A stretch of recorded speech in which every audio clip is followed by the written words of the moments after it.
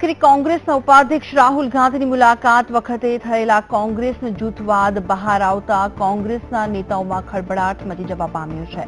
Vadodara airport પર કોંગ્રેસના સ્થાનિક નેતાએ રજૂઆત કરી હતી. સુરેશ પટેલે આક્ષેપ કર્યો હતો કે જીતી શકે તેવા ઉમેદવારોને ટિકિટ મળતી નથી. વિરોધ પક્ષના નેતા ચંદ્રકાંત શ્રીવાસ્તવે રાહુલ ગાંધીને રજૂઆત કરી હતી કે તમારી સાથેના ફોટો બતાવીને અમને તેના નેતા ડરાવે છે, જ્યારે સ્થાનિક નેતાઓને રાહુલ ગાંધીની ટકોર છે. તમે મારો ફોટો બીજાને બતાવતા નહીં.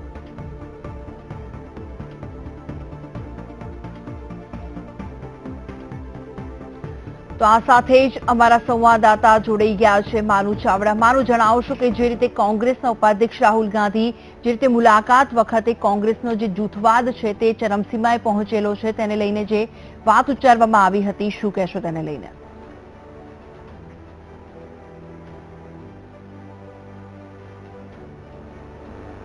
ભૂમિ, રાહુલ ગાંધી ગઈકાલે ડેડિયાપાડા જ્યારે ગયા ત્યારે વડોદરા એરપોર્ટ ઉપર ઉતર્યા હતા અને વળતા પણ વડોદરા એરપોર્ટથી જ પ્લેનમાં અહીંથી ગયા હતા. ત્યારે સ્વાભાવિક છે વડોદરા કોંગ્રેસના જે આગેવાનો છે એ અહીંયા એમના સ્વાગત માટે, એમની સાથે ચર્ચા કરવા માટે ત્યાં એમને મળ્યા હતા. ખાસ કરીને આટલા મોટા નેતા છે પણ સામાન્ય કાર્યકર્તાઓને કેવી રીતે મળે છે આખું કાલે જોવા મળ્યું હતું.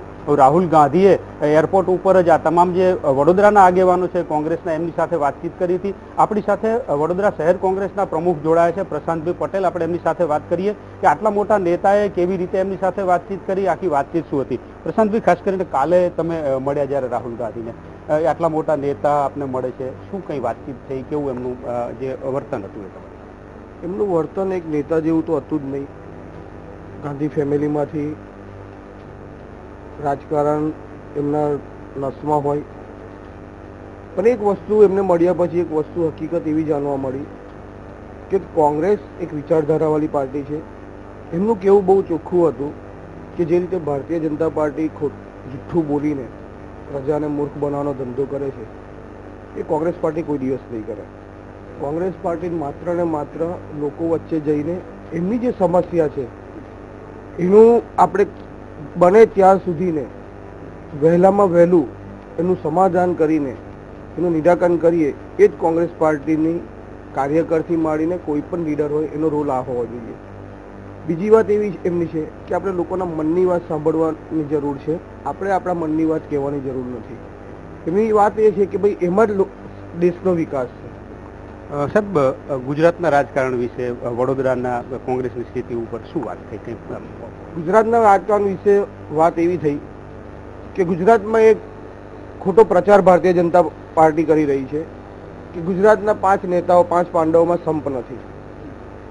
જ્યારે અમારી ચર્ચા થઈ એટલે નોર્મલ એક સામાન્ય 2 કાર્યકરો વાત કરતા હોય રીતે અમારી સાથે વાત કરી એમને, અને બહુ સારું લાગ્યું.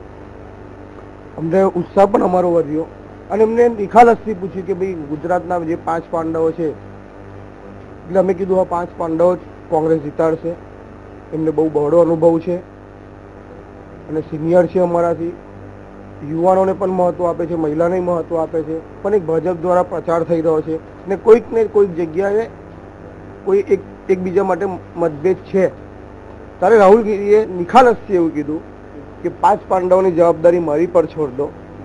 એટલે જ્યારે એમને એ છઠ્ઠાથી જે કીધું કે 5 પાંડવો ભેગા જ રહેશે, કોંગ્રેસને 2017માં જીતાડશે.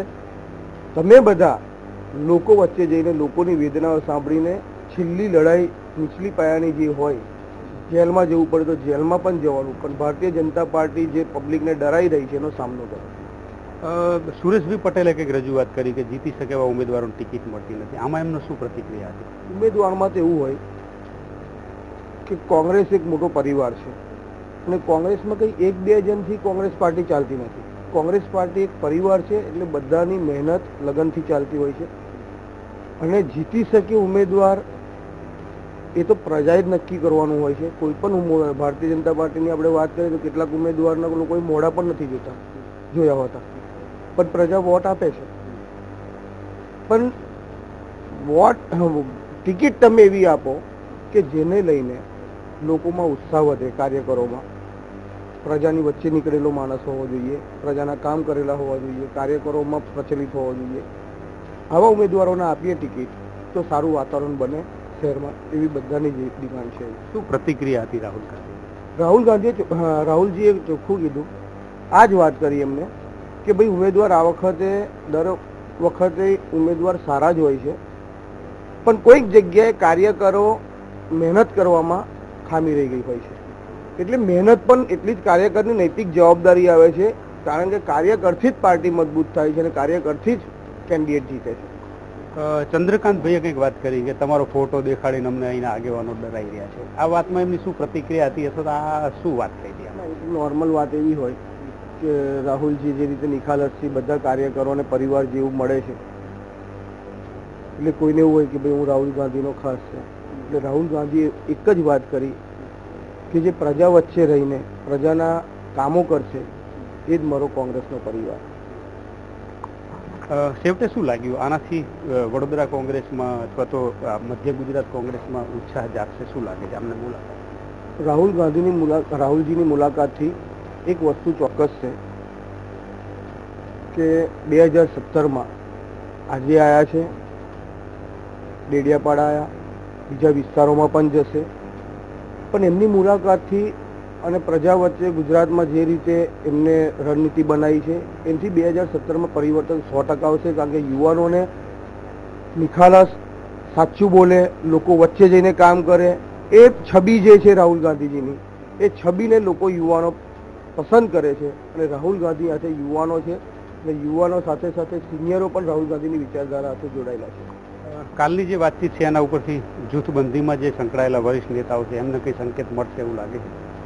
5 પાંડવોની જવાબદારી રાહુલજીએ લીધી છે, એટલે અમારે એમાં તો કંઈ બોલવાની જરૂર નથી. અને એમાં પ્રદેશ પ્રમુખ પણ હાજર હતા, શંકરસિંહ બાપુ પણ હાજર હતા. એટલે આ વખતે એક નક્કી છે કે ભાજપના ત્રાસથી 2017માં પ્રજાને મુક્ત કરવી છે, એટલે એમાં કોઈ જૂથબંધીની વાત નહીં આવે. અને જ્યારે ઉપાધ્યક્ષ હાજર હોય ને એવું કહેતા હોય કે મારી જવાબદારી છે ગુજરાત એક થઈને ભાજપ સામે લડશે, એટલે બીજો કોઈ પ્રશ્ન જ નથી.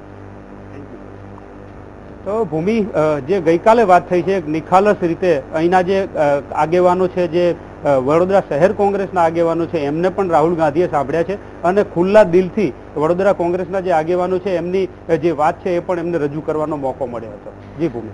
બિલકુલ, માનો ખૂબ ખૂબ આભાર માહિતી આપવા માટે.